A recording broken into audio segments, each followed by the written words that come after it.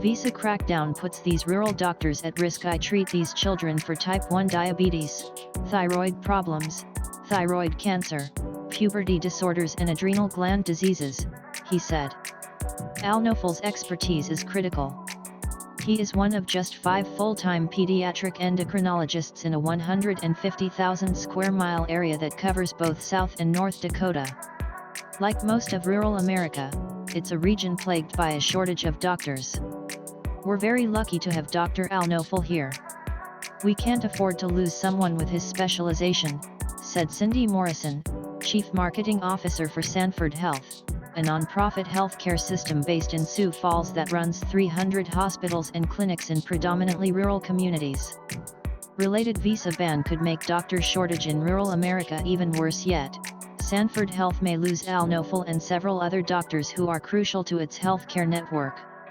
A Syrian citizen, Al-Nofal is in Sioux Falls through a special workforce development program called the Conrad 30 Visa Waiver, which basically waives the requirement that doctors who complete their residency on a J1 exchange visitor visa must return to their country of origin for 2 years before applying for another American visa. The Conrad 30 waiver allows him to stay in the U.S. for a maximum of 3 years as long as he commits to practicing in an area where there is a doctor shortage. After President Donald Trump issued a temporary immigration ban restricting people from 7 Muslim-majority countries including Syria from entering the U.S., Al-Nofal is unsure about his future in America. We agree that something more has to be done to protect the country, but this executive order will have a negative effect on physicians from these countries who are badly needed across America, said Al-Nofal. They may no longer want to practice in the United States. The action is currently in legal limbo after a federal appeals court temporarily halted the ban. Related, Trump furious after court upholds block on travel ban over the last 15 years. The Conrad 30 visa waiver has funneled 15,000 foreign physicians into underserved communities. Sanford Health has 75 physicians in total on these visa waivers and 7 are from the countries listed in the executive order. If we lost Dr. Al-Nofal and our other J1 physicians, we would be unable to fill critical gaps in access to healthcare for rural families, said Sanford Health's Morrison. And the ban could hurt the pipeline of new doctors, too. The Conrad 30 visa waiver program is fed by medical school graduates holding J1 non-immigrant visas who have completed their residencies in the U.S. More than 6,000 medical trainees from foreign countries enroll every year in U.S. residency programs through J1 visas. About 1,000 of these trainees are from countries caught up in the ban, according to the American Association of Medical Colleges. J1 visa holders who were out of the country when the ban went into effect were prohibited from entering the U.S. and unable to start or finish school as long as the ban is in place. The State Department told CNN Money that the government may issue J1 visas to people who are from one of the blocked countries if it is of national interest, but would not confirm whether a doctor shortage would qualify for such consideration.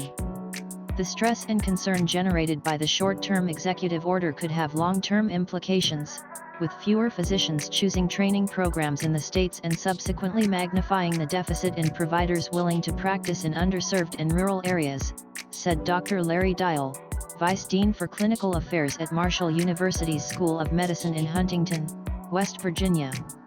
Related, Obamacare's impact on this Alaska town with only one doctor's office. Al-Nofal went to medical school in Damascus, Syria's capital, and completed his residency at the University of Texas on a J1 visa. He proceeded to a fellowship at the Mayo Clinic and then applied for a J1 waiver, which placed him in Sioux Falls. 19 months into his 3-year commitment, Al-Nofal is either directly treating or serving as a consulting physician to more than 400 pediatric patients a month on average. He sees most of his patients at the Sanford Children's Specialty Clinic in Sioux Falls, where families often drive hours for an appointment. Once a month, he flies in a small plane to see patients in a clinic in Aberdeen, about 200 miles away. It's not easy being a doctor in this setting, said Al-Nofal, citing the long hours and South Dakota's famously frigid winters. But as a physician, I'm trained to help people whatever the circumstances, and I'm proud of it. It's one of the reasons why Al-Nofal and his American wife Alyssa have struggled to come to terms with the visa ban. I have a 10-month-old baby and I can't travel to Syria now. My family in Syria can't come here, he said. Now my family can't meet their first grandson. I know if we leave I probably can never come back, he said. Neither does he want to travel anywhere in the country right now. I'm afraid of how I will be treated, he said. He's also afraid he will be stopped at the airport even if he's traveling to another state. Related Trump travel ban and what you need to know. Al-Mutamd Abdel Salam, who's from Benghazi, Libya, had planned to start practicing as a family physician in Macon, Georgia, through the visa waiver program after he completed his residency at the University of Central Florida's College of Medicine in July. Everything was going smoothly. Abdel Salam, who treats hospital patients and veterans, applied for the visa waiver and was accepted. He signed an employment contract with Magna Care, which provides physicians to 3 hospitals in the Macon area, and he had started looking at houses to relocate himself, his wife and their 2 young kids over the summer. But there was one last step. For his J-1 waiver application to be fully completed, it needs to get final approval from the State Department and the United States Citizenship and Immigration Services. The executive order came in the middle of that process, stalling my application at the State Department, he said. Because he's a Libyan citizen, Libya is also subject to the visa ban. Abdel Salam is fearful of the outcome. The hospital in Macon urgently needs doctors. Even though they've hired me, I'm not sure how long they can wait for me, he said. No one can argue it's necessary to keep the country safe, but we should also keep the country healthy, he said. Doctors like me, trained in the US at some of the best schools, are an asset, not a liability.